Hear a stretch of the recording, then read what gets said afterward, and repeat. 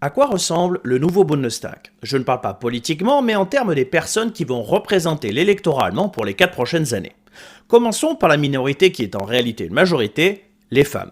Si elles composent 50,6% de la population allemande, seuls 32,4% des membres du nouveau Bundestag sont des femmes.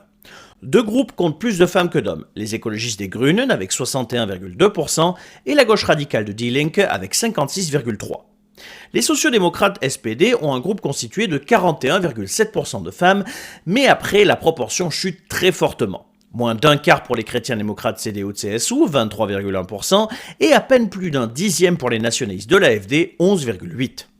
Qu'en est-il pour les personnes d'origine étrangère? En Allemagne, près d'un tiers de la population, 29,7%, ont soit eux-mêmes migré vers le pays, soit ont des parents ou grands-parents qui l'ont fait avant eux. La nouvelle chambre basse n'en compte même pas la moitié, avec 11,6%. Aucune surprise, c'est l'AfD qui en compte le moins avec 5,9%. Ce qui est plus surprenant, c'est que la CDU et la CSU en comptent à peine plus avec 6,3%.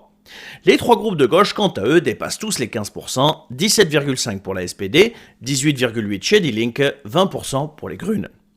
Enfin, qu'en est-il pour les jeunes députés? Si environ 12% de la population allemande a entre 20 et 30 ans, les nombres sont bien plus bas chez les trois groupes arrivés en premier lors de l'élection du 23 février. Le bonnet d'âne revient aux sociodémocrates avec seulement 1,66%, suivi de très près par les chrétiens-démocrates avec 2,4%. Et ce sont les nationalistes qui complètent ce tiercé perdant avec 3,3%. S'ils sont arrivés 4e et 5e du scrutin, ils sont 2e et 1er quand il s'agit des élus de moins de 30 ans. 11,8% chez les écologistes et 15,6% parmi la gauche radicale. Que pensez-vous de la composition démographique de ce nouveau Bundestag? Dites-le en commentaire.